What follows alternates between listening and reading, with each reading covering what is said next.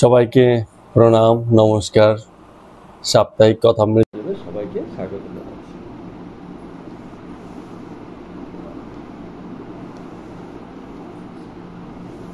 প্রথমে নিজেদের কথাবার্তা যা দিয়ে আমরা শুরু করি।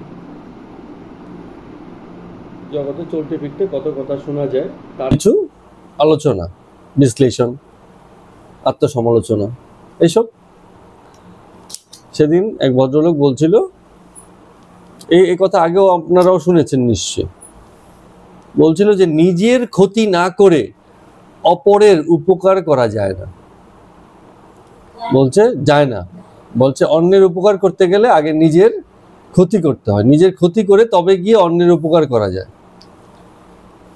বলছে যে আপনি যখন অন্যের জন্য ভালো তখন নিজের জন্য খারাপ। মানে যখন আপনি অন্যের জন্য ভালো কিছু করবেন, হ্যাঁ, নিজের জন্য খারাপ কিছু করবেন, এরকম বলছে। ব্যাখ্যা কি?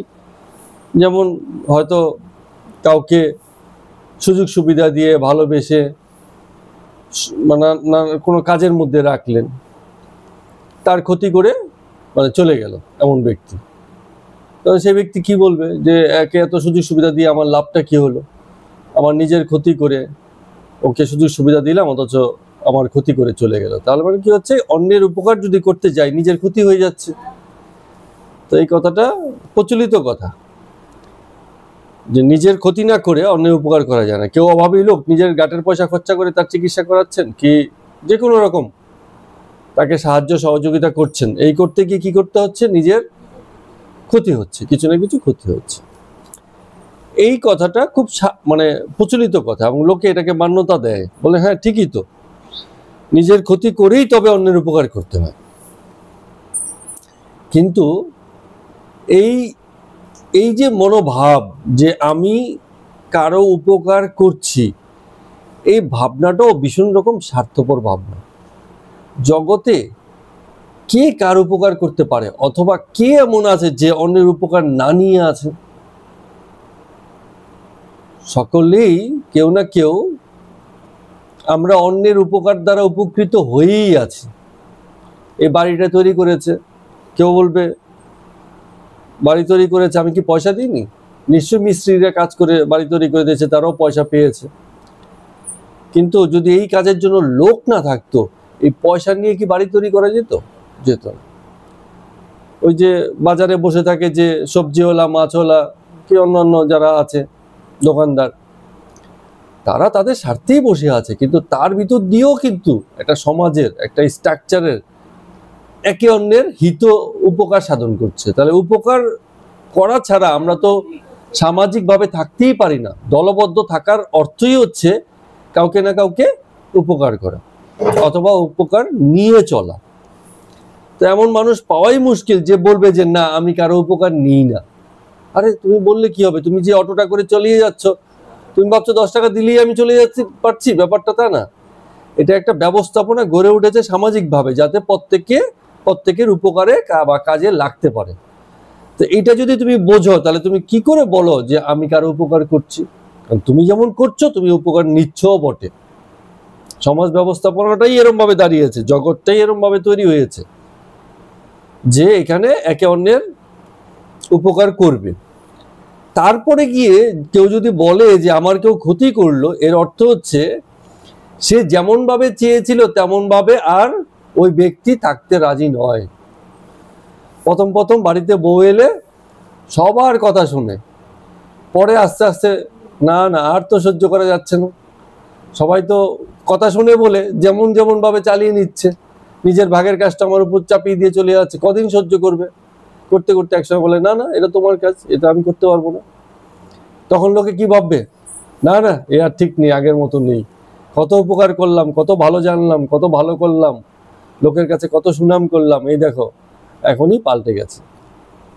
তার মানে কি হচ্ছে, বাকি সবাই চেয়েছিল যে একটা স্বতন্ত্র কর্তা তাদের ইচ্ছা মতো চলুক, কিন্তু স্বতন্ত্র মানুষ তো স্বতন্ত্র মানুষ, একজনের থেকে আরেকজন সম্পূর্ণ আলাদা। এটা পুতুল নয়, রোবট নয় যে সারাদিন করে যাবে। হ্যাঁ, এটা যন্ত্র নয়, তার স্বতন্ত্র ইচ্ছে অনিচ্ছা বোধ আছে। তাকে তুমি তোমার মতো করে মানে সবসময় চালাতে পারবে না, তখন মানুষের আতে লেগে যায়। ব্যাপারটা অনেকটা এরকমই হয় যে আমি যে কাউকে উপকার করছি বলে ভাবছি, এমনি এমনি করিনি। কোথাও না কোথাও আমার একটা এই চিন্তা আছে যে এই করে নিজের কোনো না কোনো একটা মানে ইচ্ছাকে আমি পূরণ করতে যাচ্ছি। সেই ইচ্ছা সদিচ্ছাও হতে পারে, মন্দ ইচ্ছাও হতে পারে। স্টেশনে বসে আছে, যেতে যেতে গরিবকে আমি দান করে গেলাম, কোথাও না কোথাও একটা খুশি তো নিজেরও লাগলো যে দানটা করার পরে। এমন নয় যে নিজের এই খুশিটাকে বাদ দিয়ে দান করেছি। এত নির্মোহতা আমাদের আসে না। আমরা যখনই কিছু করি কারোর জন্য মনে মনে ভাবি এই বুঝি আমি একটা ভালো কাজ করলাম, মনে একটা খুশি এলো। তো সেইটাও তো এক প্রকারের আত্মরতি, কর্মের ভিতর দিয়ে নিজের একটা আনন্দ লাভ করা। তো সেটা কি এক রকমের স্বার্থবুদ্ধি নয়? একেবারে নিঃস্বার্থ হয়ে কে কার জন্য করতে পেরেছে? এই কথাটাই শুরুতে বলছিলাম যে জগতই দাঁড়িয়ে আছে এরকম একজনের উপকার করার জন্য। কিন্তু যথার্থ হিত যদি করতে হয়, পরের যদি সত্যিকারের কল্যাণ করতে হয়, তাহলে এইটুকু ভাবনাও ছাড়তে হয় যে আমি দান করলাম বা আমি কারোর জন্য কিছু করলাম। এই ভাবনাটুকু ছেড়ে যখন কোনো দান বা কর্ম ঘটে, তখন সেখানে প্রকৃত অপরের উপকার হয় বা হিত হয়। আর না হলে সব জায়গাতেই স্বার্থবুদ্ধি। ওই যে কাউকে করেছি, আরেকজনের কাছে গিয়ে গল্প করছি, জানো ওর জন্য এই করে এলাম, এই ব্যাপার ঘটে গেল, হ্যাঁ আমি কি যে সে লোক, আমাকে দিয়ে কত বড় বড় দানের কাজ হয়েছে, কত বড় বড় উপকার হয়েছে জগতের। এইসব চিন্তা, এইসব গল্প জায়গায় জায়গায় চলতে থাকে। তো এইসব চিন্তা করেই লোকে অনেক সময় বলে না যে এক হাতে দান করবে, অন্য হাত যেন না জানে। এটা অর্থ কি? অর্থ হচ্ছে যেন এইটা তোমার জীবনের উল্লেখযোগ্য কোনো ঘটনাই না হয়। একজন আমাকে সেদিন ইয়ার্কি করে বলছে, বলে তুমি তো আধ্যাত্মিক গৃহ মন্দির করেছো, তা আমি কিছু দান করতে চাই। আমি বললাম হ্যাঁ, তোমার দান আমি নিতে রাজি আছি, কতটুকু তুমি দেবে? বলবে সেটা তুমি জিজ্ঞেস করবে কেন, আমার যেটা ঠিক লাগে দেবো। আমি বললাম হ্যাঁ, আমার একটা শর্ত আছে, তোমার যদি 1 লাখ টাকা থাকে, তুমি যদি 1 টাকা দান করো, তোমার কিছু মনে হবে যে তুমি দান করেছো? বলছেন না। 1 লাখ টাকার বিপরীতে যদি 1 টাকা দান করে তোমার কিছু মনে না হয়, এমন হিসেব করে তুমি দান করো যেন সেই দানটা তোমার মনেই না হয় যে তোমার দান করেছো। তাই না? ব্যাপারটা হচ্ছে এরকম, যার কাছে 1 লাখ টাকা আছে তার কাছে 1 টাকার কোনো মূল্য নেই। তার মানে সেই দানটা করে সে ভুলে যাবে, ওটা তার কাছে গুরুত্বপূর্ণ মনে হবে না। তো ততটুকুই দাও, ওই রেশিওতে দাও যেন 1 লাখ টাকার বিপরীতে 1 টাকা দিতে পারো। এখন তোমার যদি 1 কোটি টাকা থাকে, আমাকে 100 টাকা দাও, তাতেই খুশি, কারণ তাতে তোমার কিছু মনে আসবে না। কিন্তু তোমার কাছে 5,000 টাকা আছে, তুমি আমাকে 1,000 টাকা দিলে, তুমি তো সব জায়গায় বলবে, এমন তোমার মনেই থাকবে, এটা তুমি ভুলতেই পারবে না যে আমার 5,000 থেকে আমি 1,000 টাকা দিয়ে দিয়েছি। অ্যামাউন্টটা বড়, তোমার যা আছে তার হিসেবে বড়। তো দান ওরম ভাবেই করতে হয় যে নিজের যা উদ্ধৃত, যা দান করলে আর ওটার কথা ভাবতে হয় না, একবারও চিন্তা হয় না যে আমি কিছু করেছি বলে। হ্যাঁ, এরম এরম এটুকুনই দান করো, তাহলে কি হচ্ছে ওই দানটুকু তোমার মানে ব্যক্তির মানে আনন্দের, প্রকৃত আনন্দের জায়গায় গিয়ে দাঁড়াবে, না হলে দাঁড়াবে না। হ্যাঁ বলো, একটা প্রশ্ন করতে চাইছিলেন। মাইকটা চলছে না? হ্যাঁ চলছে মনে হয়। ঠিক আছে, থ্যাংক ইউ। তো তাহলে ওই যে কথাটা প্রচলিত আছে, নিজের ক্ষতি না করে অপরের উপকার করা যায় না, এই কথাটাও একটা স্বার্থপর কথা। ঠিক আছে, কেন স্বার্থপর কথা? কারণ যে যথার্থ হিত করে সে কোনোদিনই ভাববে না যে আমার এই হিত বা উপকার করার বিপরীতে আমি ক্ষতিগ্রস্ত হয়েছি বা আমার কিছু একটা ক্ষতি হয়েছে, সে এই কথা কোনোদিনই ভাববে না। সেও স্বার্থ মানে শর্তযুক্ত উপকার করেছে, যে কারণে উপকার করার পরে কোনো একটা বেগার ভাই কিছু যদি পায়, মানে যাকে উপকার করেছে তার যদি কোনো আচরণ একটু উল্টোপাল্টা মনে হয় তার কাছে, তখনই বলতে শুরু করবে যে এই যে দেখ, এর জন্য এত কিছু করেছিলাম, আজকে দেখ উল্টো ব্যাপার ঘটছে। হ্যাঁ, তার মানে শর্তযুক্ত হয়ে গেল ব্যাপারটা। তো তেমন যেন না হয়। তো এই প্রারম্ভিক আলোচনা দিয়ে আজকের কথামৃতের পর্ব সংখ্যা 120 শুরু করছি আমরা। ঠাকুর অনেকের সঙ্গে বসেছিলেন, একজন পণ্ডিত ব্যক্তি ছিল সেই দিনকে সেই আলোচনার ইসে। তো এর আগেও আলোচনা হয়েছে, গেল দিনকেও আমরা আলোচনা করেছিলাম। তো সেই পণ্ডিত ব্যক্তি এবার ঠাকুর দেখছেন আস্তে আস্তে বিদায় নিচ্ছেন। প্রণাম টনাম করে বলছেন যে আমি বাড়ি যাচ্ছি। তো রামকৃষ্ণ দেব ঠাকুর জিজ্ঞেস করছেন যে আপনি তো এতক্ষণ ছিলেন, চুপচাপই ছিলেন, গম্ভীর হয়েছিলেন, কিছু তো বললেন টললেন না, কিছু হয়েছে কি? পণ্ডিত ব্যক্তি যেতে যেতে বলছে যে বাজার মন্দা হ্যায়, রোজগার নেই, এই বলে প্রণাম করে চলে গেল। তো ঠাকুর এবার হাসছেন ভিতরে ভিতরে, বলে এই যে দেখো, বিষয়ী আর ছোকরাদের মধ্যে তফাৎ কোথায়? বিষয় মানে হচ্ছে যাদের বিষয় বুদ্ধি আছে, আর ছোকরা মানে কি যেসব ছেলে ছোকরাদের ঠাকুর ভালোবাসেন। বলে এই পণ্ডিত রাত দিন টাকা টাকা করছে, কলকাতায় এসেছে পেটের জন্য, এর বাড়ি ওর বাড়ি যদি যায় তবে বাড়িতে যাদেরকে রেখে আসছে সেই লোকগুলোর পেট চলবে, মানে দক্ষিণা হিসেবে যাই কিছু পেল।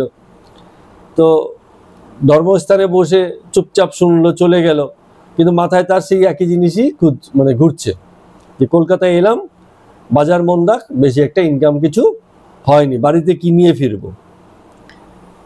তো ঠাকুর বলছেন যে মন যদি একাগ্র না হয় তাহলে ঈশ্বর চিন্তা ঘটে না।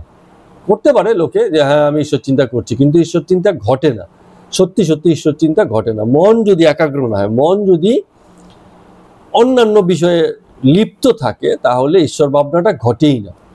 লোকে চেষ্টা করে বটে, কিন্তু ঘটে না। কিন্তু এই যে ছেলে ছোকরা আছে, ওদের মধ্যে এইসব নেই। কম বয়সী ছেলে ছোকরা তো ওই স্বার্থ বুদ্ধিরে কোথাও মন দিয়ে বসেনি, যখন ঈশ্বর চিন্তা করে পূর্ণরূপেই করে, এইরকম মন দিতে পারে যেন। তো ঠাকুর বলছেন এই ছেলে ছোকরাদের ভালোবাসবো না তো কাদেরকে ভালোবাসবে? এইসব বিষয়ী লোকদের। রাখাল মাঝে মাঝে বলতো যে বিষয়ী লোক দেখলেই ভয় লাগে। ঠাকুর বলছেন যে আমারও প্রথম প্রথম এমন হতো, যদি দেখতাম মানে ভীষণ রকম বিষয়ী লোক আসছে, ঘরের দরজা আস্তে করে ভিতর থেকে চাপিয়ে দিতাম যাতে ঘরে না ঢোকে। ঘরের দরজা খোলা পেলে ঢুকে যাবে, মানে লাগিয়ে দিতাম, এরকম চাপিয়ে দিতাম। তো এবার ঠাকুর নিজের জীবনের গল্প বলছেন, বলছে বাল্যের এক সখা ছিল আমার, ছোটবেলাতে হয় না, তার নাম হচ্ছে শ্রীরাম মল্লিক। ছোটবেলাতে ঠাকুর যখন ছোট বালক বয়স, তার একজন বালক সঙ্গী বন্ধু ছিল, তার নাম হচ্ছে শ্রীরাম মল্লিক। তো সেই সময় সে বন্ধুতে এত প্রণয় ছিল যে তারা দিন রাত একসঙ্গেই থাকতো, একসঙ্গেই খেলতো, মানে রাতেও অনেক সময় একসঙ্গে শুয়ে থাকতো। এরকম কতদিন চলেছে, 16-17 বছর বয়স অবধি এই বাল্যের বন্ধুত্ব চলেছে। তো লোকে দেখে ওদেরকে হাসাহাসি করতো, বলতো এদের মধ্যে যদি কোনো একজন মেয়ে হতো, এদের যা ভাব, এদের তো বিয়ে দিতে হতো, এরকম মানে লোকে বলা বলি করতো। তো সেই শ্রীরাম মল্লিকের বাড়িতে কত দিন কাটিয়েছি। যখন এসব ছেড়ে ছুড়ে দক্ষিণেশ্বরে চলে এলাম, ঠাকুর বলছেন মানে কতদিন ওর জন্য মন কেঁদেছে। সেই বাল্যের বন্ধু যদি আবার আসতো, তো কতদিন দেখবো বলে লোককে দিয়ে খবর পাঠিয়েছি যে বন্ধুকে গিয়ে বলো আমি মানে কোথায় দক্ষিণেশ্বরে আছি, খবর দিও, সে যেন এসে আমার সঙ্গে দেখা করে। তো পরে শুনেছিলাম চাণকে দোকান করেছিল সে বন্ধু, বিবাহ করেছে। তো অনেক কাল বাদে একবার সে বন্ধু আবার এসছে দেখা করতে, মানে সেই গল্প বলছেন আর কি। ঠাকুর বলছে এসছে, শ্রীরামের সাথে নানান কথা হচ্ছে, কথায় কথায় জানতে পারলাম যে বিয়ে তো করেছে কিন্তু ছেলে পুলে হয়নি। একটা ভাইপো আছে না, ভাইপো ছিল যাকে সে মানুষ করছিল, সে এবং তার স্ত্রী মিলে মানুষ করছিল নিজের সন্তান জ্ঞানে। তো হঠাৎ করে সেই ভাইপোটা মারা গেছে। তো মারা গেছে পরে এখন শ্রীরাম দেখছি সেই ভাইপোর গল্প যখন বলছে, চোখ বেয়ে মানে তার জল বেরিয়ে পড়ছে, মানে সন্তান জ্ঞানে মানুষ করেছে তো এই অবস্থা। তো খুব শোক হয়েছে ভাইপোর জন্য। তো যখন রামকৃষ্ণদেব তাকে সান্ত্বনা দিচ্ছিলেন, সে বলছে যে তুমি তো আমাকে সান্ত্বনা দিতে পারবে, আমি হয়তো চোখের জল মুছেও ফেলবো, কিন্তু আমার স্ত্রীর যে অবস্থা তুমি দেখলে সে আর মানে সহ্য করতে পারবে না। ভাইপোকে সন্তান জ্ঞান এমন করেছে যে সে এখন অনেকটা খেপি হয়ে গেছে, খেপি মানে খ্যাপা টাইপের হয়ে গেছে, সংসারের মন নেই, কেবল শোকগ্রস্ত হয়ে মনমরা হয়ে থাকে। ঠিক আছে, এমন অবস্থা। তো এই মানে অনেকদিন বাদে দেখা হয়েছে, কিন্তু এই যে ঠাকুরের বক্তব্য কি, বক্তব্য হচ্ছে যে শ্রীরামকে যখন দেখলাম তখন সেই যে বাল্যের যে সখা মানে বন্ধুত্ব, সেই বন্ধুত্বের ব্যাপারটা আর ঘটলো না। এত বছর পরে যখন দেখা হলো, ওই সংসারের কথাই হচ্ছে। শ্রীরাম তার পালক পুত্রের গল্প করছে, হ্যাঁ, আর ঠাকুর সেই গল্প শুনছেন, সান্ত্বনা দিচ্ছেন। কিন্তু এতদিন পরে দেখা, এই যে ব্যক্তিতে ব্যক্তিতে সখা মানে বন্ধুত্ব যেটা ছিল সেইটা আর ফিরে এলো না।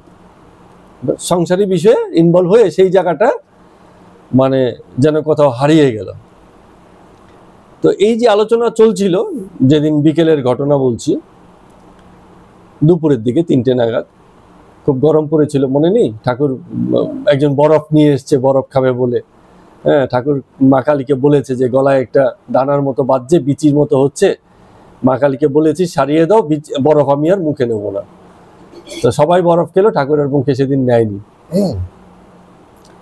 তো তেমনি বিকেলে সেই যে ঘরের মধ্যে, ঘরের দোরের কাছে, দোর মানে হচ্ছে দরজা, দরজার পাশে একজন ব্রাহ্মণী দাঁড়িয়েছিল। সে আবার অনেক দূর থেকে ইদানিং প্রায় আসে, এসে ওই দরজার পাশে দাঁড়িয়ে থাকে। ঠিক আছে, বিধবা ব্রাহ্মণী। তো কি ব্যাপার, এরম করছে কেন, সে কেন এরম বারবার আসছে আর এরম দাঁড়িয়ে থাকে? বলে তার মানে একটা কন্যা ছিল, খুব বড় ঘরে বিয়ে হয়েছিল, দেখতে শুনতে ভালো ছিল কন্যা, কোনো বড় জমিদার পুত্রের সঙ্গে বা খুব ভালো লোকের সঙ্গে বিয়ে হয়েছে। সেই স্বামীদের আবার রাজা উপাধিধারী, তাদেরকে রাজা বলা হতো। মানে ইংরেজ আমল তো, তখন হয়তো কেউ খুব উচ্চপদস্থ, কেউ জমিদার ঘরের কেউ ছিল।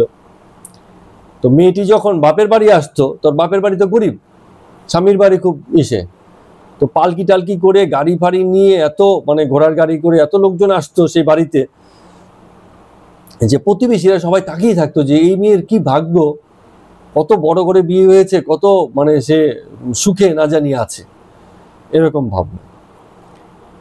তো সেপাই শাস্ত্রীরা পর্যন্ত এসে দাঁড়িয়ে থাকতো বাড়ির সামনে, এত মানে গুরুত্বপূর্ণ ছিল সেই মেয়ে। তো হঠাৎ কি হয়েছে, সেই মেয়ে কিছুদিন হয় অকালে মারা গেছে। এখন এই শোক আর মা সহ্য করতে পারছে না সেই ভদ্রমহিলা, এই কারণে উনি বারবার করে কি হচ্ছে, ঠাকুরের কাছে আসেন, ওই দোরের কাছে এক কোণে দাঁড়িয়ে থাকেন, ঠাকুর কি বলেন এগুলো শোনেন। তো এই যে দুর্জয় শোক মানে হচ্ছে মনের মধ্যে এমন একটা শোক, এই শোকের আর শেষ নেই। কারণ ব্রাহ্মণী, ওই যে ব্রাহ্মণী যার মেয়ে মারা গেছে, একটাই মেয়ে, এমন নয় যে আরো একটা মেয়ের ব্যবস্থা সে করতে পারবে এই বয়সে কোনোভাবে। অর্থনৈতিক অবস্থা ভালো নয়, মানে জীবন কোথাও না কোথাও এই কন্যা হারা হয়ে থেমে যেন গেছে। জীবন আর এগোনোর কোনো কিছু নেই, জীবনে আর কিছু চাওয়া পাওয়ার নেই। একমাত্র কন্যা, তার সুখে সে সুখী ছিল, সেই কন্যাটা মারা যাওয়ার পর তার তো এখন আর কোনো কিছুতেই মানে সে সান্ত্বনা দিতে পারছে না নিজেকে, জীবন যেন সেখানেই থেমে গেছে। তো ঠাকুর বলছেন যে একজন ভদ্রলোক এসেছিল, এরমই মানে আলোচনা হচ্ছে, সৎসঙ্গ হচ্ছে, কথা হচ্ছে, ধর্মকথা হচ্ছে, কথাটা শেষ, সেই ভদ্রলোক দীর্ঘ নিঃশ্বাস ফেলে বলল যে অনেকক্ষণ হয়ে বসেছি, এবার বাড়ি যাই, বাড়ি গিয়ে ছেলের চাঁদ মুখটি দেখি গিয়ে। সব আলোচনা শেষ করে বলছে এবার ছেলের মুখটা গিয়ে দেখি গিয়ে বাড়িতে গিয়ে। তো এত ঈশ্বরের কথা হলো, আর যখন এই কথা শুনলাম, ঠাকুর বলছে আমি আর নিজেকে ধরে রাখতে পারলাম না, বললাম তবে রে শালা, ওঠ এখান থেকে, বেরো, তুই যদি ছেলের চাঁদ মুখই দেখবি তাহলে এতক্ষণ বসে বসে সব কি শুনছিস। এক লোককে এসছিল আর কি কোনো একজন, বলে ঈশ্বরের চাঁদ মুখের চেয়ে ছেলের চাঁদ মুখ তোর কাছে বড় হলো, এক্ষুনি বেরো বাড়ি থেকে, মানে ওই মন্দির থেকে। ঠাকুর খেপে গেছেন। সমাধান, হ্যাঁ, মানে এই যে কথাগুলো বলছেন, এই গল্পগুলোর ভিতর দিয়ে মানে সেই সমাধানের লক্ষ্যেই যেন পৌঁছাতে চাইছেন। যে অনেকে আছে না যে এই দুর্জয় শোক তাহলে কি করে নিবারণ করব, আচ্ছা একটু ঈশ্বরের কথা শুনি গিয়ে, শোনে তো ঠিকই, কিন্তু নিবারণ কিন্তু হয় না, আবার সেই একই শোকেরই পুনরাবৃত্তি ঘটে। কেন? কারণটা হচ্ছে আমরা, একটা মজার জিনিস হচ্ছে, সুখ ভোগের সময় কারো অপেক্ষায় থাকি না। কারো জীবনে সুখ এসছে, সে তো বলে না যে আমার সুখ হচ্ছে, আপনি কি বলেন সুখ ভোগ করবো না করব না, এই অপেক্ষায় কেউ থাকে না। সুখটা কিন্তু সবাই আপনি আপনি ভোগ করে নেয়। যখন দুঃখ ভোগের সময় হয় তখন কারো না কারো কাছে এরকম গুরুদেব স্থানীয় ঠাকুর মহারাজদের কাছে লোকে যায়, এই দুঃখ কিভাবে সহ্য করব। আর তখন কেন তোমার মানে বিষয়গুলো নিজে সইতে পারো না। তো ঠাকুর যেটা বলতে চাইছেন সেটা হচ্ছে যে কোনো কিছুই রেডিমেড নেই। কারো কাছে গেলাম আর বলে দিল এই যে চল এটা কর, তো দুঃখ চলে যাবে, এইসব কিছু আগে থেকে তৈরি করে দেওয়া নেই যে এই করলে ওই হয়ে যাবে। ঠিক আছে, মানে কেউ সেটাকে সরিয়ে দিতে পারে না। সরিয়ে দেওয়ার উপায় মাত্র বলে, ইঙ্গিত দেয় যে ওই দেখ এর ঘটনা শোন, দেখ এ কি করেছে। হ্যাঁ, তো তাই দেখে যদি তোর কিছু বোধ বুদ্ধি আসে তবে গিয়ে তোর শোক ভিতরে ভিতরে আস্তে আস্তে দূর হবে। কিছু দেওয়ার নেই, আমাদের সামনে শুধু উদাহরণ থাকে, সেই উদাহরণগুলো দেখে বুঝে নিতে হয়। যে বুঝতে পারে তার শোক দূর হয়ে যায়, না হলে ওই এরমই হবে, এই বিভিন্ন জনের কাছে যাবে, দৌড়বে, আবার সে একই অবস্থায় বাড়িতে গিয়ে সে শোকগ্রস্ত অবস্থায় জীবন কাটবে।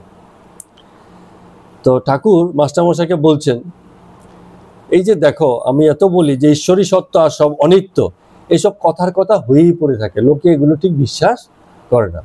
ঈশ্বর সত্যই যদি জানবে, যদি ভিতরে ভিতরে বিশ্বাসই করে যে ঈশ্বর সত্য আর বাকি সব মিথ্যে বা অনিত্য, এই জগৎ সংসার বাড়ি ঘর ছেলে পুলে সব হচ্ছে বাজিকরের বেলকি।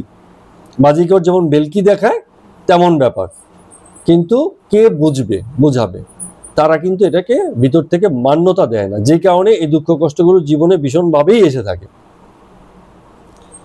তো এবার ঠাকুর আরেকটা গল্প বলছেন লোককে বোঝানোর জন্য, কত রকম গল্প বলছেন। একবার কৈলাসে শিব পার্বতী বসে আছেন, হঠাৎ করে শিব মানে ব্যস্ত হয়ে উঠেছে। তো পার্বতী বলছেন যে ঠাকুর আপনি এত ব্যস্ত হলেন কিসের, কোথায় যাচ্ছেন, উঠে পড়ে চলে যাওয়ার চিন্তা করছেন, একটু বসুন, কি হলো বলুন আমায়। বলে না না না, খুব ভীষণ রকম ব্যাপার আছে। বলে কি ব্যাপার? বলছে যে ওই যে দেখো একটা ভীষণ রকম শব্দ শুনতে পেয়েছো? তো পার্বতী বললে হ্যাঁ, একটা যেন কোথাও একটা শব্দ শুনেছি। তারপরে বললে যে এই একটু খেয়াল করে দেখো আরেকটা শব্দ শুনতে পাবে। তো খানিকক্ষণ পরেই আরেকটা শব্দ শুনে গেল। বললো কি হলো ঠাকুর আমায় বলুন, মানে পার্বতী জিজ্ঞেস করছে শিবকে যে কি হলো আমায় একটু বলুন তাহলে। বলে প্রথম যে শব্দটা শুনলে ওতে রাবণের জন্ম হয়েছিল, আর পরে যে শব্দটা শুনলে ওতে রাবণের মৃত্যু হয়েছে। তো রাবণের বধ হলো। তো এই গল্প ঠাকুর যখন বলছেন যে তোমরা ব্যাপারটা কি বুঝতে পারছো, মানে ওই যে এই মাত্রই জন্ম হয় আর এই মাত্রই মৃত্যু হয়, কিন্তু যে জীবন ধারণ করে তার কাছে তো মনে হয় একটা জীবন বুঝি কত বড় জীবন, সে বছরের হিসাব করে, তো ঘন্টা মাসের হিসাব করে, যে কারণে তার কাছে অনেক বড় জীবন। কিন্তু এই প্রকৃতির স্তর থেকে যদি দেখি, অসংখ্য জন্ম অসংখ্য মৃত্যু এবং ক্ষণে ক্ষণেই হচ্ছে। মহাকালের হিসাবে এই তো কোনো কালই নয়। এই যে 60 বছর 80 বছর আমাদের আয়ু, এটা কোনো সময়? আমাদের কাছে বিশাল সময়। ঠিক আছে, যেমন ব্যাপারটাকে বুঝাতে আমি চেষ্টা করি, আমরা যেমন এক পা দিয়ে হাঁটি, এরকম করে 1 কিলোমিটার হাঁটতে আমাদের বেশ সময় লাগে। এখন একটা বাঘ যখন দৌড়ে যায় ও কিন্তু ভীষণ দৌড়ায়, কি একটা সাপ যখন ছুটে পালায় চোখের নিমেষে, মানে দেখা যায় না এরকম। তা আমাদের জন্য আমরা এক পা করে হাঁটি, এটা অনেক বড় সময়, ওর জন্য আবার খুব সামান্য সময়। এমনি করে আমাদের জীবনটা আমাদের কাছে মনে হয় বিশাল, অনেক সময় পড়ে আছে, অনেক কিছু করা যাবে। ঠিক আছে, হরিনাম হবে ক্ষণে, ঈশ্বর চিন্তা হবে ক্ষণে, এত উপলব্ধি এত চেতনার কথা এখন দরকার নেই, বাচ্চা ছোট আছে আস্তে আস্তে বুঝবে ক্ষণে। যদি সুযোগই না ঘটে, এখানেই যদি জীবন শেষ হয়ে যায়, তাহলে এই প্রয়োজনটা, এই যে চাহিদাটা, যে চেতনার আশ্রয়ে যখন থাকবো, এখন যদি মনে করি চেতনার প্রয়োজন আছে, এখন তার সঙ্গে থাকবো, প্রতি মুহূর্তেই তার সঙ্গে থাকবো। এই এখন সচেতন, একটু বাদে অচেতন, অচেতন থেকে থেকে ভাববো ঠিক আছে একটু বাদে আবার সচেতন হবো ক্ষণে, এর কোনো মানে নেই। কারণ ওই যে প্রকৃতির স্তরে শিব পার্বতীর কাছে জন্ম মৃত্যুর খেলাটা এই মুহূর্তেই ঘটছে। ঠাকুরই কথাটা বলছেন, বলে যে তোমরা যে বলছো জন্ম হলো, মৃত্যু হলো, শোক হলো, এটা হলো, এ তো আমাদের কাছে এত বড় বড় ঘটনা, কারণ আমরা ওইসবে জড়িয়ে আছি বলে। কিন্তু প্রকৃতির স্তরে যদি আমরা দেখি, শিব পার্বতীর কাছে যিনি সৃষ্টি আর জন্মের খেলা খেলছেন, তার কাছে এগুলো মুহূর্তকালের ঘটনা, মুহূর্তেরও ঘটনা নয়। এমন বেলকির মতো মুহূর্তে আছে, মুহূর্তে নেই। জল থেকে ভুরভুরি উঠছে, ভুরভুরি ভাবছে আমি বুঝি জল থেকে আলাদা, ও তো জল থেকেই উঠেছে, ও তো আলাদা কিছু না। আবার ভুরভুরি, একটা বড় ভুরভুরির পাশে আশেপাশে ছোট ছোট ভুরভুরি থাকে, বুদবুদ। ভুরভুরি মানে কি হচ্ছে? বুদবুদ। একটা বড় বুদবুদ বাবল, আর ছোট ছোট বুদবুদ। তো বড় বুদবুদ ভাবছে ছোট ছোট বুদবুদ গুলি আমার সব ছেলে মেয়ে। তো কিন্তু সবই জল, সেই জলেরই খেলা, ঢেউ হচ্ছে জলেরই খেলা, জলেরই ঢেউ। ঢেউ থেকে জল হয় না, জল থেকেই ঢেউ হয়। এই যে জীবন, এই যে যা কিছু আছে সব মানে এই লম্বা একটা খেলা চলছে, সেই অনাদিকাল থেকে শুরু করে এখনো পর্যন্ত সেই খেলারই অংশ হয়ে মাঝখান থেকে আমরা প্রকাশিত হলাম। খানিকক্ষণ পরে ভাবলাম এই আমার নাম হয়েছে, এই আমার ওই হয়েছে, এই আমার আইডেন্টিটি, ঠিক আছে, আইডি কার্ড বাদ হলো কি এবার রেখে গেল, কত চিন্তা টেনশন, মানে মরে পর্যন্ত যাচ্ছে। আরে এটা কি তোমার আইডেন্টিটি? জীবন কি এখানেই শেষ হয়ে গেল? একটা ভোটার আই কার্ডের থেকে জীবনটা ছোট হয়ে গেল? কি অদ্ভুত মানুষের ভাবনা। কেন? কারণ সে ওই জায়গাটুকুতেই ফেসে আছে, ভাবছে যে ওটাই তার আইডেন্টিটি, ওটাই তার সবকিছু। ব্যক্তি এত ছোটতে ফেসে থাকলে তার জীবন লিমিটেড হয়ে যায়। ভাববারই নেই এসব নিয়ে, কারণ জলই সত্য, আর বাকি যা কিছু আছে সে তো মাত্র খেলা। কখনো বুদবুদ উঠবে, কখনো ঢেউ উঠবে, কখনো শান্ত সাগর, কখনো আবার অশান্ত হয়ে যাবে, সুনামি আসবে, কত কিছু ঘটবে। হ্যাঁ, এ প্রকৃতির স্তরেরই খেলা। জীবন যেন মহাসমুদ্র। হ্যাঁ,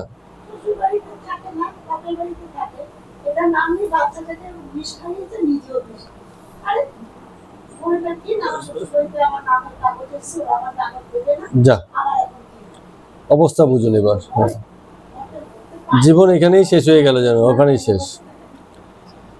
তো এখন এই যে এইসব গল্প করছে, এসব শুনে টুনে ওই যে ব্রাহ্মণীটা আছে, যে ব্রাহ্মণী ভদ্রমহিলা এসেছিলেন, তিনি বললেন, কিছুক্ষণ চুপ করেছিলেন, চুপ করে থেকে বললেন আমি তবে আসি ঠাকুর আজকের মতো। বলে ঠিক আছে আসো। তো একজন ভক্ত ঠাকুরের জন্য চন্দনের পাখা এনেছেন, নতুন চন্দনের পাখা। চন্দন পাখা হয় আমার ঠিক জানা নাই, এটা কি তাহলে তৈরি করা জিনিস হতে পারে? পাখার মতো তৈরি করে চন্দন কাঠ দিয়ে কি করেছে যাই না, চন্দনের পাখা, নতুন চন্দনের পাখা আনিয়া দিলেন। ঠাকুর এটা পেয়ে খুব খুশি হলেন। ঠাকুরের যা স্বভাব, পাখা পেয়েছে বা পাখা করে দেখছে কতটা ঠান্ডা লাগছে। হ্যাঁ, বলছে কি ঠান্ডা কি ঠান্ডা, আবার মাস্টারকেও হাওয়া করছে, দেখো দেখো কতটা ঠান্ডা। ছেলে মানুষের স্বভাব আর কি, ঠাকুরের এরকম এইসব জিনিস চলছে। এমন সময় মানে কাপ্তেন এলেন। কাপ্তেন বলে এক লোকের কথা আমরা গল্প করছিলাম, প্রায় গল্প করি, কিন্তু সে এবার নিজে আসেনি, সঙ্গে তার ছেলেদেরকে নিয়ে এসছে। তো ঠাকুর আবার কিশোরীকে বললেন যে কাপ্তেন এখানে বসুক, কিশোরী তুমি বরং এদেরকে, মানে ওই বাচ্চাদেরকে পুরো ঠাকুর বাড়িটা ঘুরিয়ে নিয়ে আসো, ওদের দেখে ওদের ভালো লাগবে, কারণ এখানে ভক্তি কথায় ওদের হয়তো মন নেই। এটা কাপ্তেন ভালোই করেছে, ধর্মস্থানে ঠাকুরের দর্শনে ছেলেদেরকে নিয়ে গেছে, যাওয়া উচিত। আমি অনেক সময় এদেরকে বিভিন্ন জায়গাতে নিয়ে যাওয়ার চেষ্টা করি। লোকে সাধারণত যেটা করে যে বাড়ির বাচ্চাদেরকে আলাদা রাখে, আলাদা রাখার কিছু নেই, এখন থেকেই মানে এদেরকে ইনভলভ করা উচিত। তো কত ভক্তি, কত পূজা, কত রকম আরতি। রামকৃষ্ণদেব ঠাকুর কাপ্তেন সম্পর্কে সবাইকে বলছে, বলে এই ছেলেটা এত সুন্দর ভক্তি, এত পূজা, এত সুন্দর আরতি করে যে তোমাদেরকে আর কি বলবো। কাপ্তেন লজ্জা পেয়ে বলছে যে আমি আর কি পূজা করব ঠাকুর, আমি কে, আমি করার মতো কে? রামকৃষ্ণদেব ঠাকুর বলছেন যে যেই আমিটা কামিনী কাঞ্চনে আসক্ত থাকে সেই আমিতে বড় দোষ, কিন্তু যে আমিটা ঈশ্বরের দাস হয়েছে সেই আমিটাতে কোনো দোষ নেই। কেউ যদি মনে করে আমি ঈশ্বরের সেবা করছি, এইটা মনে করতে পারে, কোনো অসুবিধা নেই, কারণ ঈশ্বরেই তো সেবা করছি। যদি মনে করে স্ত্রী পুত্র পরিবার এদের সেবা করছি, দশের সেবা করছি, লোকের সেবা করছি, সেখানে অহংকার থাকে। ঈশ্বরের সেবা করছি সেই কথায় অহংকার থাকে না। তাতেও হয়তো থাকে, অনেকে তো এইসব কথা বলেও অহংকার করতে পারে। এখন হ্যাঁ আমি এই করে পুজো করি, হ্যাঁ আমাদের বাড়িতে এত হাত কালিমা আছে, এত লোক খায়, তো এগুলো কর্তা, মানে একই কথা দুজন কর্তার মধ্যে দুরকম শোনাবে। কারো কথায় অহংকার লাগবে, আবার কারো কথায় মনে হবে না এই ব্যক্তি সত্যিই তাই নিয়েই আছে, এরম ভাব। তো ঠাকুর বলছেন যে যেই আমিটা বালকের আমির হয়ে ঈশ্বরের সঙ্গে জুড়ে থাকে, বালক আমি হয়ে জুড়ে থাকে, সেই আমিটাতে কোনো দোষ নেই। যেমন চিনিতে অনেক দোষ, কিন্তু মিশ্রিতে দোষ নেই, তাই তো? চিনি খেলে অসুখ হয়, আবার মিষ্টি খেলে সেই অসুখ দূর হয়, অথচ দুটোই মিষ্ট, কিন্তু চিনিতে দোষ, মিষ্টিতে নেই।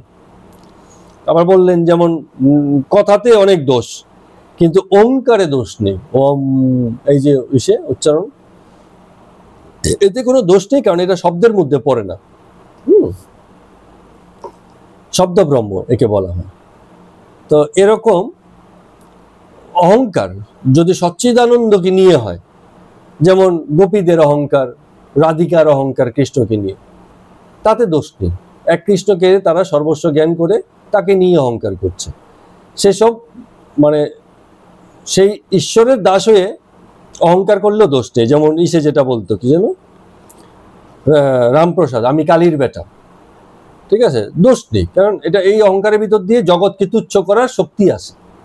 যে আমি কালীর বেটা, রাজা আমায় ডেকেছে তো কি হয়েছে, যাব না, রাজার কথা শুনবো না, কি হবে, আমি কালীর বেটা, আমি অত ভয় পাই না। তো এই যে মানে জগতের সাধারণ বিষয়গুলোকে যে টপকে যাওয়ার বা উপড়ে যাওয়ার যে ক্ষমতা, সেই জায়গা থেকে আসে, সেই ভাবনা থেকে আসে। তো এইটাতে দোষ নেই, ঠাকুর এখানে বলছেন। তো আসল কথা ঠাকুর যেটা বোঝাতে চাইছেন, যে এই যে মানুষ কর্তা হিসেবে নিজেকে আবিষ্কার করে, যে আমি কিছু করলাম, আমি কর্মী, আমি ভালো করেছি, আমি মন্দ করেছি, আমি এই করেছি, এই কর্তা বুদ্ধিটাই মানুষের দুর্গতির কারণ। যে আমারই তো সন্তান মরেছে, এটা সে ভাবে না যে কারো স্ত্রীও তো মরেছে, জগতের একটা লোকই তো মরেছে, সমাজের একটা মানুষ তো মরেছে, এরকম কত লোকই তো মারা যায়, ঠিক আছে, কিন্তু সে ব্যক্তিগত করে ফেলে। তাহলে এই কর্তা বুদ্ধিটাই তার দুর্গতির কারণ। আর মুক্তির উপায় কি? ওই কর্তাটাই যখন সজাগ হয়ে যায়, সে মুক্ত হয়ে যায়। মানে একই কর্তা বুদ্ধি, বাইরে থেকে কোনো কর্তা আসে না, একই কর্তা কখনো দুর্গতির কারণ, আবার সেই একই কর্তাই তার মুক্তির উপায় হয়ে যায়। সেই কর্তা যদি যথার্থ কর্তা হয়, নিষ্কাম কর্তা হয়, তাহলে আর এই দুঃখ কষ্টগুলো থাকে না। ঠাকুর এগুলো বোঝানোর চেষ্টা করছেন আর কি। তো এবার বলছেন যে দেখো, এটা ক্যাপ্টেন বলছেন ঠাকুর ঠিকই বলেছেন, যে সময়ে শ্রীকৃষ্ণ বৃন্দাবনে ছিলেন, তো এত গোপীরা, রাধিকারা, তারা প্রাণাপেক্ষাও তাকে বেশি ভালোবেসেছিল, নিজের প্রাণের থেকেও বেশি ভালোবেসেছিল শ্রীকৃষ্ণকে। অথচ যে সময়ে শ্রীকৃষ্ণ বৃন্দাবনে ছিলেন, সেই সময় শ্রীকৃষ্ণ কিন্তু এমন নয় ধন সম্পদ অনেক কিছুর মালিক, হ্যাঁ, এরম কিছু ছিল, তার তো তখন রাজত্ব ছিল না, সে রাজা হয়নি। তো তারপরেও এই যে রাখাল বালক শ্রীকৃষ্ণ, তাকে সকল গোপীরাই এতখানি ভালোবেসেছিলেন। কেন? কারণ এই কথা চিন্তা করে শ্রীকৃষ্ণ পরে বলেছিলেন যে আমি তাদের ঋণ কি করে শোধ করব, যে গোপীরা আমার কিছু নেই জেনেও আমাকে সবকিছু সমর্পণ করে আমাকে ভালোবেসেছিল। এই সবকিছু সমর্পণ মানে কি? ওই বাড়ি থেকে এনে দধি এনে খাওয়াতো, আর কি যেন বলে ওটাকে, মাখন এনে খাওয়াতো, ওটা নয়। সবকিছু সমর্পণ মানে হচ্ছে দেহ মন চিত্ত। গোপীরা তাদের দেহ মন চিত্ত সমর্পণ করেছিল শ্রীকৃষ্ণের বরাবর, সেই কথা চিন্তা করে শ্রীকৃষ্ণ বলছেন। তো রামকৃষ্ণদেব ঠাকুর এই কথা শুনে বলছেন, ধন্য ধন্য, খুব সুন্দর বলেছো, খুব সুন্দর বলেছো। তো মাঝখান থেকে একজন ভক্ত বলছে যে এই বইটা আপনারা পারলে কখনো মানে পড়বেন, আমার কাছে এটার একটা সফট কপি আছে। তো বলছেন যে শ্রীযুক্ত বঙ্কিমচন্দ্র চট্টোপাধ্যায় লেখক, তিনি একটি গ্রন্থ লিখেছেন, তার নাম হচ্ছে কৃষ্ণ চরিত্র বলে একটা গ্রন্থ লিখেছেন। খুব ভালো গ্রন্থ, রিসার্চ করে উনি লিখেছেন, ভালো, মানে সমাদৃত হয়, পাঠক সমাজে খুব এর গ্রহণযোগ্যতা আছে। তো রামকৃষ্ণদেব ঠাকুর বলছেন যে বঙ্কিম তো শ্রীকৃষ্ণ মানে, কিন্তু শ্রীমতী বা রাধার অস্তিত্ব স্বীকার করে না। কাপ্তেন বলছে তার মানে কি লীলা মানেন না? রামকৃষ্ণদেব ঠাকুর বলছে শুনেছি নাকি কাম কামাদির গুরুত্বের কথা লিখেছে, হ্যাঁ, জীবনে এমন ব্যাপার। তো একজন বলছে, দমদমের এক মাস্টার বলছে যে নবজীবন পত্রিকাতে বঙ্কিমচন্দ্র লিখেছে ধর্মের প্রয়োজন এইটুকু যে তা শারীরিক, মানসিক ও আধ্যাত্মিক এইসব বৃত্তির স্ফূর্তি তাতে হয়। মানে ধর্মের ওটুকুই প্রয়োজন যেন শারীরিক খুশি আসে, মানসিক খুশি আসে, আধ্যাত্মিক খুশি আসে। তা রামকৃষ্ণদেব ঠাকুর আস্তে আস্তে বলছেন, বলে ওই যে পত্রিকার কথা বলছেন না, নবজীবন পত্রিকা, তো এই বলছে যে পত্রিকাতে যখন লেখা হয়েছে তা আর না মেনে উপায় কি? রামকৃষ্ণদেব ঠাকুর আস্তে আস্তে বলছেন, মানে যা কিছু পত্রিকাতে ছাপা হয়, হ্যাঁ, সেটা তো মানতেই হবে, এরকম বলছেন। এবার একটা মানে গল্প বলছেন ঠাকুর, গল্পটা খুব সুন্দর। বলছেন এক বন্ধুর সঙ্গে আরেক বন্ধু দেখা করতে এসেছে, দেখা করতে এসে এই গল্প সে গল্প বলতে বলতে তার পাড়াতে একটা বাড়ি ধসে পড়েছে সেই গল্প বলছে। বন্ধু বলছে যে কালকে কি হয়েছিল জানো? আরেক বন্ধুকে বলছে যে আমার পাড়াতে বিকেলের দিকে এমন শুনলাম, আমি আবার দেখতেও গেলাম, সেখানে একটা বাড়ি, এত বড় বাড়ি, দোতলা বাড়ি, হ্যাঁ, আপনি ধসে পড়ে ভূমিসাৎ হয়ে গেছে। তো বন্ধুটা বলছে বলো কি? ধরো একটু দেখি। আজকে সকালেই তো আমার কাছে খবরের কাগজ এসছে। সে পাতা উল্টে উল্টে দেখছে, বলে না, তুমি যে কথা বলছো খবরের কাগজে কোথাও তো এরকম লেখেনি যে কলকাতা শহরে একটা দোতলা বাড়ি ভূমির ধসে মানে মিশে গেছে, তোমার কথা ঠিক নেই। এত বড় খবর যদি ঠিকই হতো তাহলে নিশ্চয়ই খবরের কাগজে বেরোতো। বন্ধু বলছে তুমি কি বলছো? আমি তো নিজের চোখে দেখে এলাম। বলে নিজের চোখে দেখলেও হবে না, খবরের কাগজে বেরোলে সেই গল্প, সেই কথাটা সত্যি। তো ঠাকুর এই কথাটাই বলছেন। তো যখন নবপত্রিকাতে, নবজীবন পত্রিকাতে বঙ্কিমচন্দ্র চট্টোপাধ্যায় এই কথা লিখেছে, তাহলে জগতে সবাই মেনে নিয়েছে, ঠিক কথা। এখন যে নিজের জীবন দিয়ে উপলব্ধি করে কেউ কিছু বলে যে না আমার উপলব্ধি হচ্ছে এই, বলবে না এটা তোমার উপলব্ধির কথা নেওয়া যাবে না, এটা তো খবরের কাগজে বেরোয়নি। খবরের কাগজে যদি বেরোয়, বই আকারে ছাপা হয়, কোথাও কিছু লেখা হয়, তবে গিয়ে ঠিক আছে। আর না হলে তোমার কথা, তুমি এরকম অনেক কিছুই বলতে পারো, তুমি অনেক কিছু দেখতে পারো, সবই কি মানতে হবে নাকি? তো ব্যাপারটা হচ্ছে যে আমরা এরকম কোথাও থেকে একটু স্বীকৃত না হলে বিষয়গুলোকে মানতে রাজি হই না। তো একজন ঈশ্বরের উপলব্ধি হয়েছে, ঈশ্বরকে তার মতো করে সে বুঝেছে, সেই কথা সে বলছে, বলে না ওর কথা আমি শুনবো কেন, ওকে যদি হয় বিশেষ কেউ, তবে এবার সে ভুল বলুক আর সঠিক বলুক, তার কথা মানতে রাজি আছে। বিশেষের মুখ দিয়ে যখন আসবে, ছাপা হয়ে যখন আসবে, গভর্নমেন্ট যখন কি বলে এটাকে বিজ্ঞাপন দেবে, প্রজ্ঞাপন দেবে যে আজ থেকে এই জিনিস জারি হয়ে গেল, তবে গিয়ে হবে। ঠিক আছে? তো বিখ্যাত না হলে পরে বিবেকানন্দের কথাও লোকে নিত না, রামকৃষ্ণদেবের কথাও নিত না। এই যে 2-4টা বইটই লিখেছে বলে, লোকের কাছে সমাদৃত হয়েছে বলে ওনারাও।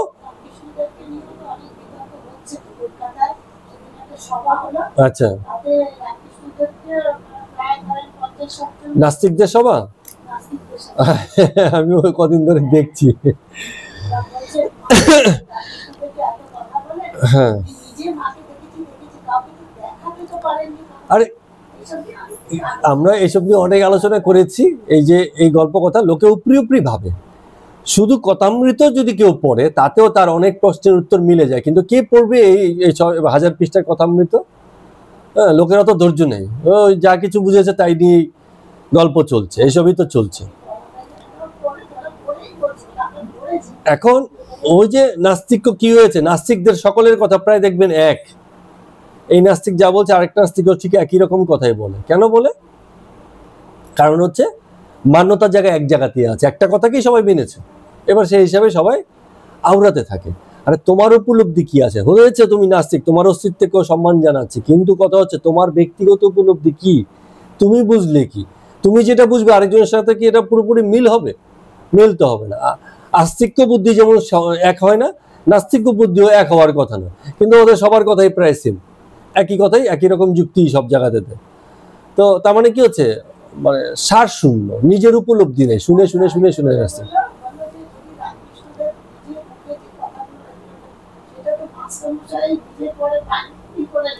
কি আছে তাতে?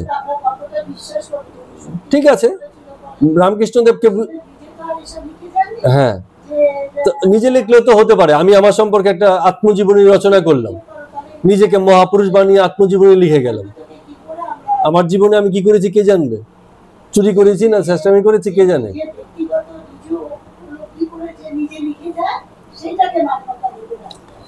শুধুমাত্র মাস্টার মশাইয়ের কথাও যদি মান্যতা দেয়, তাতেও তো আমাদের অনেক প্রশ্নের সমাধান এসে যায়।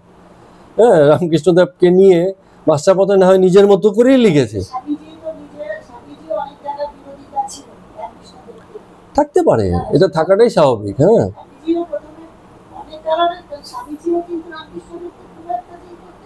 না আমরা তো নিজেরাও দেখেছি গিয়ে উল্টো পাল্টা বলতো গিয়ে, হ্যাঁ, সেসব ব্যাপারগুলো ছিল।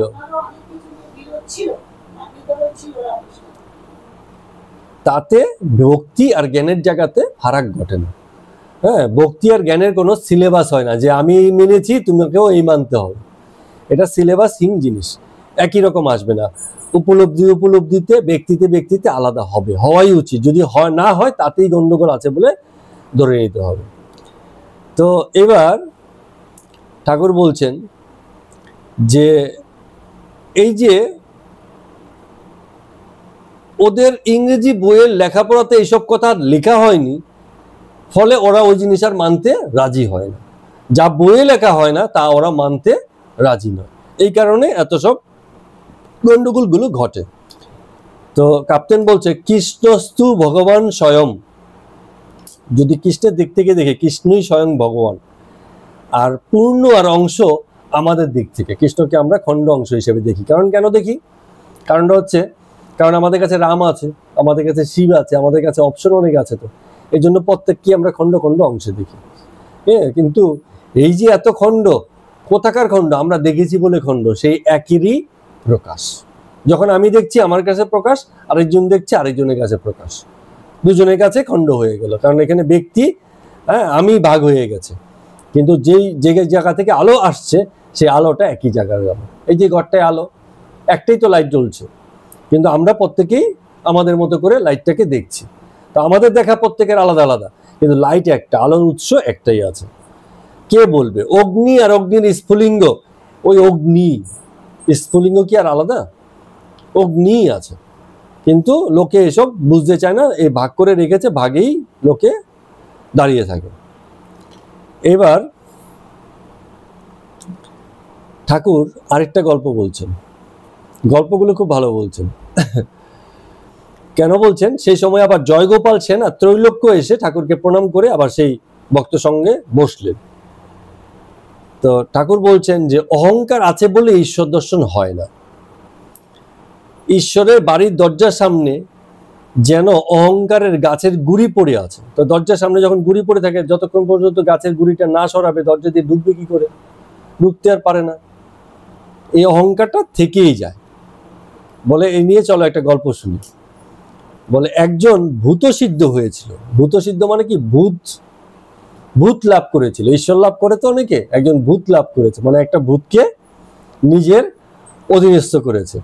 তো সেই ভূত যখন দেখা দিয়েছে, এসে বলছে তুমি যা বলবে আমি করব, কোনো অসুবিধা নেই, কিন্তু আমাকে দিয়ে সবসময় কিছু না কিছু করাবে, আমাকে কিন্তু বসিয়ে রাখতে পারবে না। শর্ত একটাই, যে আমাকে দিয়ে কিছু না কিছু কাজ করাবে, যেই তুমি কাজ করানো বন্ধ করবে সেই তোমার ঘাড় মুটকে দেবে। কারণ তখন আমার কিছু করার থাকবে না, আমার একটাই কাজ, তখন তোমার ঘাড় মুটকে দেবে। আমাকে দিয়ে কিছু না কিছু কাজ করিয়ে নিতে হবে তোমাকে। তো ওই ব্যক্তি ভাবলো ভালো, এমন বুদ্ধি তো চাই, আমার সব কাজ করবে। তো এবার ওই লোকের যত নিত্য নৈমিত্তিক কাজ আছে ভূত তো মুহূর্তেই করে দেয়। একটা মানুষের যত কাজ সে তো সারাদিন ভরে করে, কিন্তু যখন ভূতকে বলে সে তো সঙ্গে সঙ্গে ম্যাজিকের মতো করে দেয়। এবারে জগতের যত কাজ, যত রকম কাজ তার মনে আছে, হ্যাঁ, মানে চাই এমন সব কাজ সে একে একে ভূতকে দিয়ে করিয়েছে। করাতে করাতে এমন অবস্থা হয়েছে সে আর এখন নতুন কোনো কাজ খুঁজে পাচ্ছে না, কি করাবে ভূতকে দিয়ে, বড় বিপদের কথা। এখন ভূত বলছে, তো এখন তো তুমি কাজ দিতে পারছো না, তো এবার তোমার ঘাটটা ভাঙিয়ে চলো। বলছে ঠিক আছে, একটু দাঁড়াও, আমি আসছি, এলে পরে তুমি আমার ঘাড় ভাঙবে। সেই ভূত সিদ্ধ যে ভক্ত, সে তার গুরুর কাছে পায়ে গিয়ে পড়েছে, গুরুদেব আমি তো বড় ভুল করে ফেলেছি, ভূত সিদ্ধ হয়েছে, এখন ভূতকে কোনো কাজ না দিলে সে তো এবার আমার ঘাড় মটকাবে। তো গুরুদেব বলছে চিন্তা নেই, তুমি যাও, এবার ভূতকে গিয়ে একটা কাজ দাও, আমি তোমাকে একটা কাজ দিয়ে দিচ্ছি, ওটাকে বলো ভূতকে করার জন্য।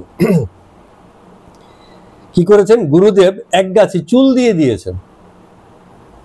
তো ওই শিষ্য গিয়ে ভূতকে বলেছে এই চুলগুলোকে তুমি দাঁড় করাবে, ঠিক আছে?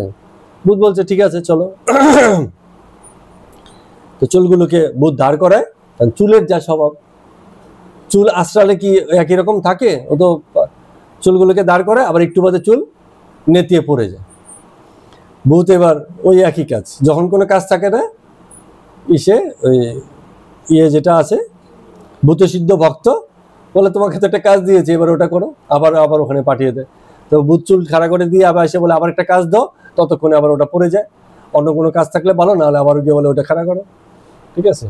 এইভাবে মানে ঈশের বুদ্ধিতে বেঁচে গেছে। এখন ঠাকুর বলছেন এই যে চুলটা হচ্ছে আমাদের অহংকারের মতো।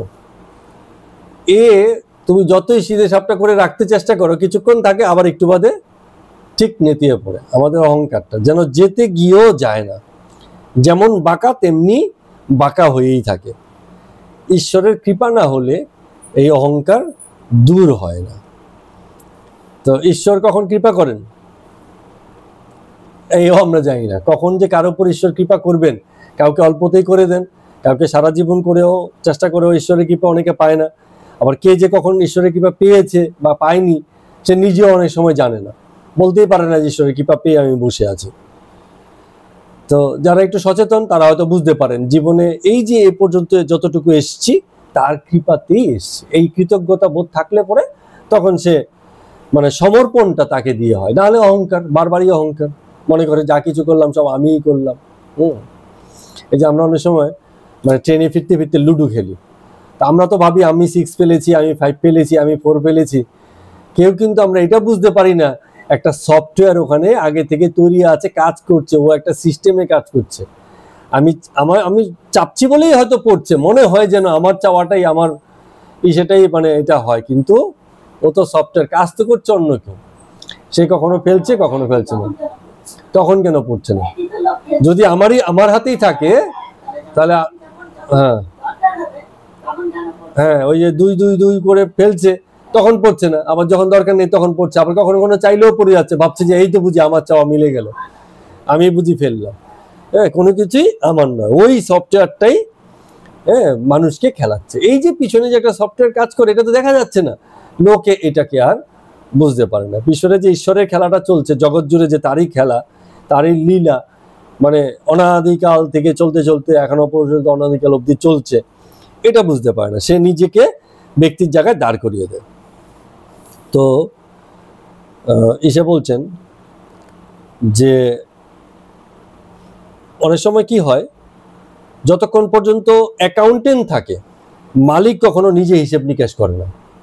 অ্যাকাউন্টেন্টকে বলে তুমি মিলিয়ে নিয়ে আসো, তো সে কি করে শুধু ফলটা দেখে যে মিললো কিনা। যদি না মিলে তাতেও সে ভিতরে খুঁজে দেখে না, বলে তুমি এবার মিলাও কোথায় গিয়ে ভুল হলো। অ্যাকাউন্টেন্টের চাকরি যখন করবি, মানে আমি কিছুকাল একটা অফিসে কিছুদিন ছিলাম, এরকম ব্যাপার। প্রথমে গিয়ে সারাদিনে হিসাব টিসাব লিখা টিকা হতো, মানে দিনের শেষে তো অ্যাকাউন্টেন্সি খাতা মিলানো হয়। ও যখন মিলতো না মাথা খারাপের অবস্থা, কিন্তু মালিক তো শুনবে না, ও বলবে আবার যাও মিলিয়ে তবে নিয়ে আসো, আবার গিয়ে দেখে দেখে নিজের জিনিস হিসেব করে করে করে আবার মিলিয়ে দেখতে হবে, এরকম ব্যাপার। তো যখন যেদিনকে সেই অ্যাকাউন্টেন্ট ছুটিতে থাকে সেদিন মালিকের কি হবে, সেদিন কিন্তু তাকে আবার অ্যাকাউন্টেন্সির খাতাটা নিজেকেই করতে হয়। তো এই যে নিজেকে করার জায়গাটা, সেই জায়গাটাতে আমরা অনেক সময় থাকি না। আমরা ভাবি যে আমাদের কাজটা বুঝি কেউ করে দেবে। ঈশ্বরের কৃপা মানে ওই ওরকমই ভাবি যে আমি কিছু করব না, ঈশ্বর এসে কৃপা করবেন, আমার সবকিছু হয়ে যাবে। কিন্তু এরম ভাবে হয় না, ঠিক আছে? আমরা এরম 6-7 পড়ার সময় গীতা পাঠ করে পরীক্ষা দিতে যেতাম, যেন পরীক্ষাটা ভালো হয়। কিছুই বুঝতাম না, শুনতাম গীতা পাঠ করে এই ফল হয় ওই ফল হয়, হ্যাঁ, কিন্তু ওই যা হওয়ার তাই হতো। বিষয়গুলো হচ্ছে এইরকম। তার মানে এগুলি নাবালকের বুদ্ধি আর কি, যে আমি কিছু করব না, আমি শুধু কৃপা চাই, আমি শুধু আশীর্বাদ চাই, আমার যেন এই যাত্রা রক্ষা হয়ে যায়। তো এবার ঠাকুর আরেকটা গল্প বলছেন, এই গল্পটা দিয়ে আমরা শেষ করব, মজার গল্প। আবার সেই বৈকুণ্ঠে লক্ষ্মীনারায়ণ বসে আছেন, আবার সেই নারায়ণের মধ্যে অস্থিরতা, উঠে কোথাও যাচ্ছেন। বলে এই ব্যাপারটা কি, আবার কোথায় যাচ্ছেন? বলে আরে একটু একটু রাখো, একটু একজন ভক্ত খুব বিপদে পড়েছে, আমার খুব ভক্ত, সে বিপদে পড়েছে, তাকে আমাকে রক্ষা করতে হবে, এই জন্য আমি এখন যাচ্ছি। প্রজ্ঞা শোনো গল্পটা, মজার গল্প। তো তার মানে কি হচ্ছে, ওই যে কথায় আছে না যে ভক্তের ভার ভগবান নেন, সেই হিসাবে তিনি যাচ্ছেন। তো যেই উঠে যাবেন বলে বেরোচ্ছেন, আবার সেই সময় একটু বাদে না গিয়ে আবার ফিরে এলেন, ফিরে এসে বসে চুপচাপ বসে আছেন। এখন লক্ষ্মীনারায়ণ তো নারায়ণের লীলা লক্ষ্মী বুঝতে পারছে না, বলছে ঠাকুর আপনি এইমাত্র যাবেন বলে উঠলেন, গেলেন, আবার ফিরে চলে এলেন কেন? ব্যাপারটা কি, আসলে কি হলো, এত শীঘ্র শীঘ্র ফিরে এলেন কেন? বলে আমার একজন ভক্ত, সে ভাবে আর প্রেমে বিহ্বল হয়ে পথ চলছে, মানে মাতোয়ারা, প্রেমে মাতোয়ারা, এমন অবস্থা, মাতালের মতো অবস্থা, পথ চলছে, ঠাকুরের নাম করতে করতে, কৃষ্ণ নাম করতে করতে মাতালের অবস্থা, কোথা দিয়ে যাচ্ছে তার হুঁশ নেই। তো যখন ধোপাদের পাড়ার ভিতর দিয়ে যাচ্ছে, ধোপার কি করেছে, সব জামা কাপড় মেলে দিয়েছে ধুয়ে, ও আর এসব দেখছে না, ও সব পাড়িয়ে মারিয়ে যেমন যা আছে এর উপর দিয়ে যাচ্ছে। কুমোরের পাড়ার ভিতর দিয়ে যাচ্ছে, কুমোরের কাঁচা হাড়ি রৌদ্র স্বীকৃতি দিয়েছে, ও ওগুলো মারিয়ে মারিয়ে চলছে। তো এইসব দেখে লোকে তো মানবে না, সবাই ওকে ধরে বেঁধে এখন মারতে যাচ্ছে, এমন অবস্থা। তো বললে তাহলে তো আপনার যাওয়া উচিত, আপনার তো গিয়ে এখন রক্ষা করা উচিত, আপনার ভক্ত এত মানে বেসামাল মাতাল হয়ে গেছে আপনার নাম স্মরণ করতে করতে, যে তার বাহ্য জ্ঞান নেই, জগৎ বিষয়ে তার মানে কোনো চেতনা নেই, তাকে কি উদ্ধার করুন। বলে আমি যাচ্ছিলাম তো তাকে উদ্ধার করতে, হঠাৎ দেখছি ওই লোকের তারা খেতে খেতে সে একটা ইট তুলে নিয়েছে, এখন উল্টো দিকে মারবে বলে। বলে যখন সে নিজেই নিজের রক্ষার দায়িত্ব নিয়েছে, আমার আর দরকার নেই, আমি এবার এসে বসে গেছি। হ্যাঁ, তার মানে কি হচ্ছে, ওই ঠাকুরের কৃপা ততক্ষণই যতক্ষণ নাবালক হিসেবে থাকে, যখন মনে করেন যে ঠাকুর যে এর দায়িত্ব এখনো পর্যন্ত আমার কাছে আছে। যখন সে দায়িত্ব নিতে শিখে যায়, বলছে এবার তুমি নিজেই নিজেকে রক্ষা করতে পারবে, এবার তোমার চেষ্টার বিষয়, তোমার কর্তা জেগেছে। যতক্ষণ নাবালক, নাবালকের কি হয়, ওসি হয়। ওসি যে বলেছিলাম না যে আইনগতভাবে কাউকে দায়িত্ব দেওয়া হয়, যেহেতু নাবালক বিষয় সম্পত্তি রক্ষা করতে পারবে না, একজনকে নিযুক্ত করা হলো, আপনি এর বিষয় আসে সম্পত্তি লিখে রাখবেন, দেখাশোনা করবেন, তত্ত্বাবধান করবেন। তো যতক্ষণ নাবালক থাকে ততক্ষণ নাবালকের ভার ঈশ্বর নেয়, কিন্তু যখনই সাবালক হয়ে যায় তখন ঈশ্বর ছেড়ে দেয়, এবার তুমি নিজে করো। ঠিক আছে, সন্তানদের ক্ষেত্রে অনেক সময় পরিবার, পিতামাতা, আমরা প্রকৃতির স্তরে দেখেছি, পশু পাখিও এরকম করে, যখন বাচ্চা সাবালক হয়ে যায় তাকে ছেড়ে দেয়, যাও এবার নিজের মতো করে করে খাও। তো যাই হোক, আজকের মতো কথা অমৃত পাঠ এখানে শেষ করছি। সবাইকে প্রণাম এবং নমস্কার।